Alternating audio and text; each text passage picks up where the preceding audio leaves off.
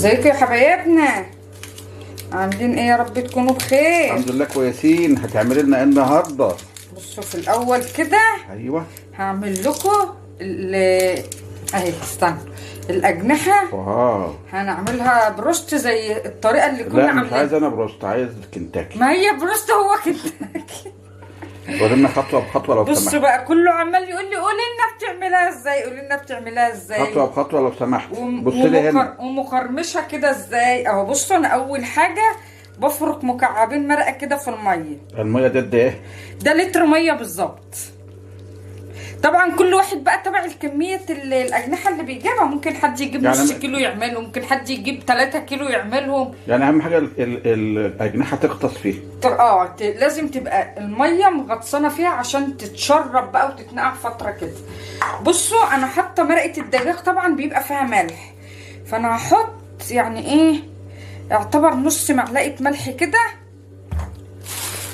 وده خلطه البروست بتيجي من عند العطار. هي ممكن بتيجي اللون الاحمر ده، وممكن بتيجي لونها زي لون البقسماط كده، بتبقى لونها فاتحه مصفر. بس دي كده ليه؟ لان دي حاره فبيبقى فيها شطه. احنا بنحب الحاجه الحاره، اللي عايزها بارده يجيب بارده. هحط من ديت قد ايه؟ معلقتين. خلاص نحط دي معلقه كبيره، لكن اللي حطيت بها الملح دي معلقه صغيره. نرجع للمعلقه الصغيره كمان.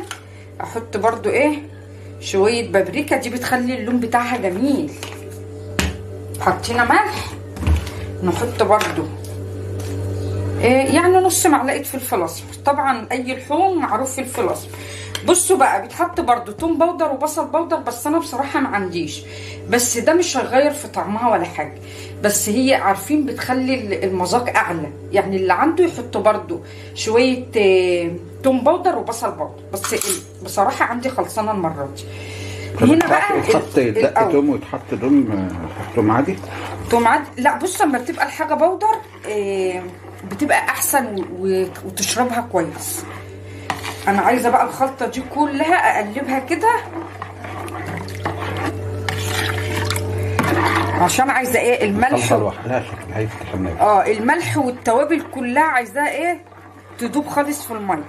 تمام. هنيجي هنا بقى لايه للاجنحه. بصوا انا قسماها. في ممكن تجيبيه ايه يعني انا قسمه مثلا الجناح لوحده والحته اللي بتبقى زي الدبوس ديت مثلا كده لوحدها. عايزه تعمليها على بعض مفيش مشكله برضه. لا انت تقسم عشان تبقى حلوه كده، القطعه تبقى حلوه. ما انا بقول اللي عايزها كده ماشي واللي عايزها كده ماشي. بصوا انا بعمل ايه بقى. انا عملتها مثلا في الكميه كلها. باخد الجناح كده بقوم غارزه فيه السكينه، علشان عايزه اللحم من جوه نفسه يشرب التتبيل.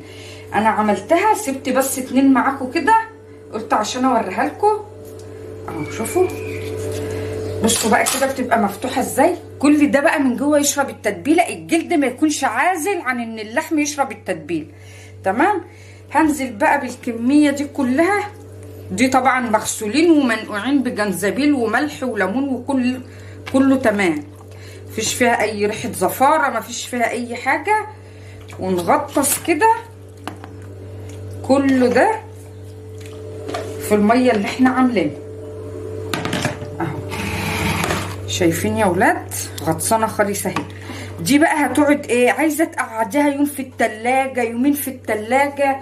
انا عن نفسي مش هعملها بكره، عندي يعني هعمل اكل تاني بكره، فانا عاملاها هتقعد يومين في التلاجة ان شاء الله تقعد يومين في التلاجة. كل لما بتقعد بتبقى احسن واحسن، بتلاقوها بقى اللحم بتاعها نفسه دايب كده.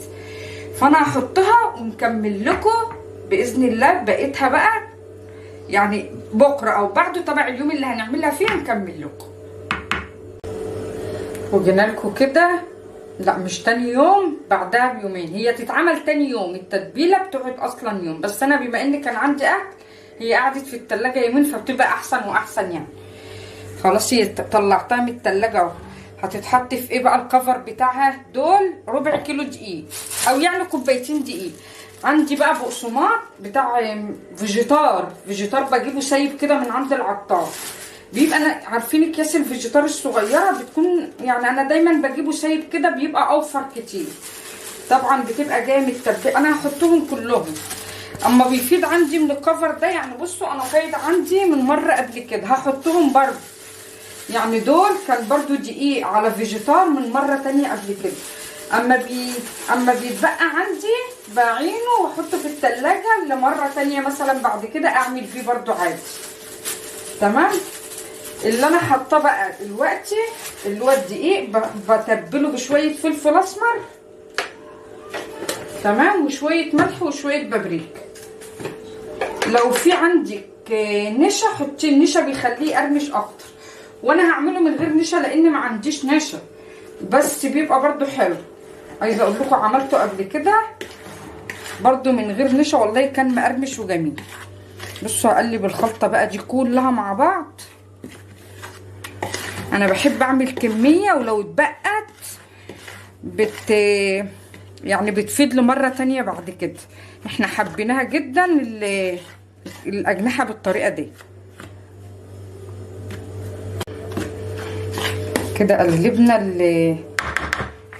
الدقيق كويس اهو بالفيجيتار والفلفل والبابريكا. هنطلع بقى الاجنحه من الميه هنا، ننزل هنا. انا مش عايزه بس ابل ايدي، مش عشان ان انا مش عايزه احط ايدي، لو بلتها مع الدقيق هيعمل ايدي هتعمل عجينه، بس هي دي كل القصه. بصوا خلاص انا خدت شويه اهو. هعمل ايه بقى كده اهو، اقلبه في الكفر يبقى في كل الجناح من كل الاتجاهات. تمام.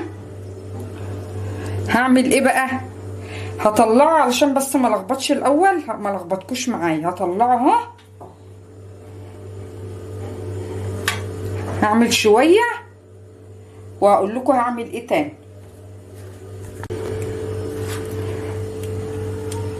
انا هفضي دي خالص وهعوز طبعا دي تاني.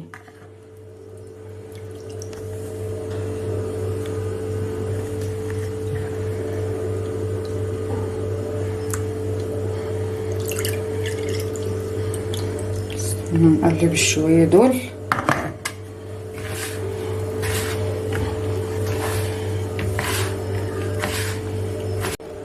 ركزوا معايا بقى في الخطوة ديت. شوفوا بقى، هات لنا هنا كده، ده اتعمل كله اهو. هعمل ايه تاني، هو اتعمل اهو. دي نفس المية بالتوابل اللي فيها بكل حاجة. هنزل بس في المية كده، يعني غطسة بسيطة في المية وارجع هنا تاني. فاهمين؟ هعمل كده كام واحدة. طبعا الزيت على النار سخن جدا، انا عايزة زيت، عايزاه يبقى في زيت سخن. هوريكم برضو معايا اهو.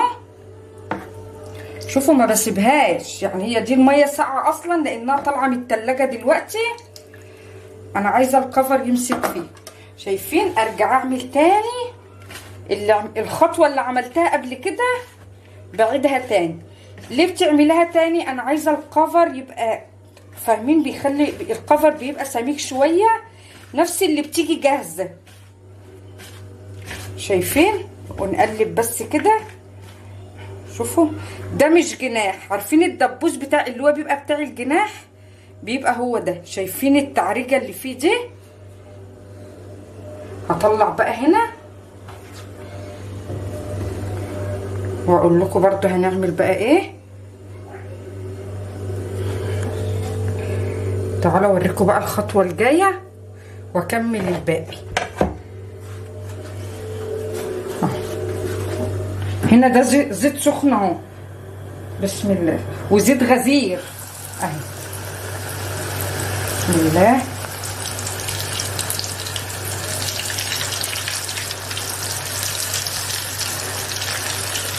الزيت كل لما بيبقى سخن بيخلي الكفر يمسك على طول.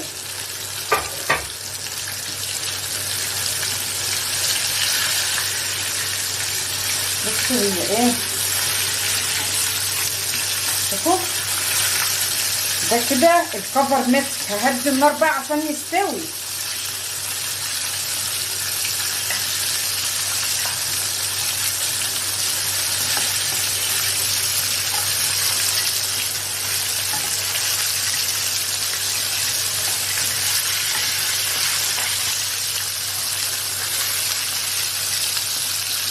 بس هدي عليه النار بقى يستوي.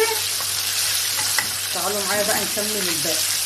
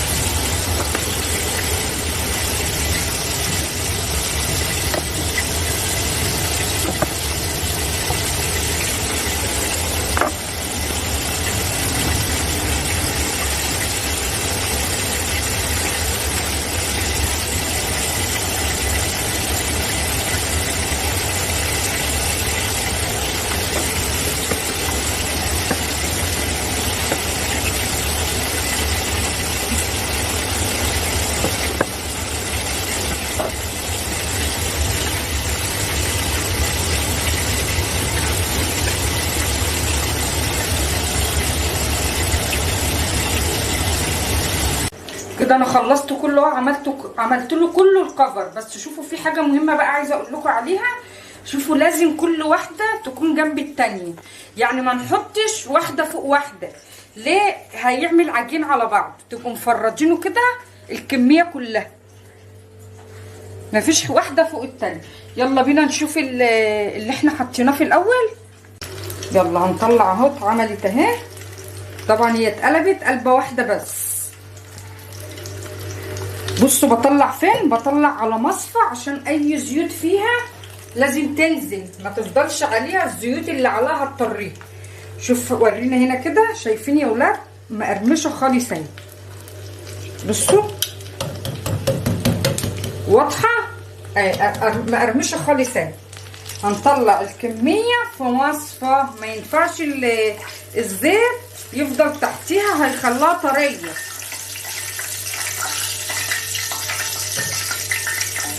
ان شاء الله. شوفوا الحجم بتاعها عامل ازاي.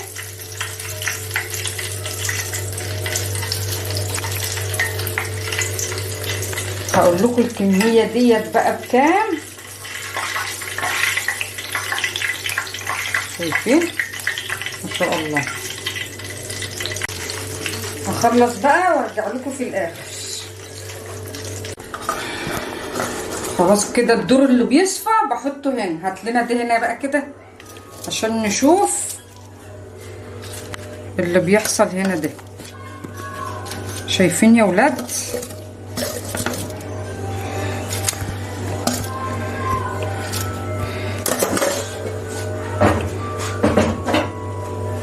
بصوا ما شاء الله. استنى، شايفين دبوس؟ اللي يشوف يقول ده دبوس فرخ، حد يقول ده دبوس جناح. ده دبوس جناح والله، كأنه دبوس فرخة كبير كمان. شايفين؟ الوليمة دي بقى بكام؟ وليمة كنتاكي ديت ب90 جنيه. اه والله. كيلو ونص أجنحة ب90 جنيه وليمة اهو. شوفوا دي بقى لو بتيجي هتبقى بسعر كام.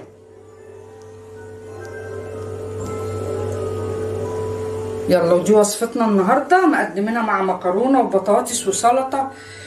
كل طبعا واحد بيقدم تبع اللي هو عاوزه. يعني عايزه تاكلي معاها رز بسمتي بتبقى جميله، تعملي معاها دقوس بتبقى حلوه جدا برضو مع رز بسمتي ودقوس. بشوفكم في وصفه جديده. سلام.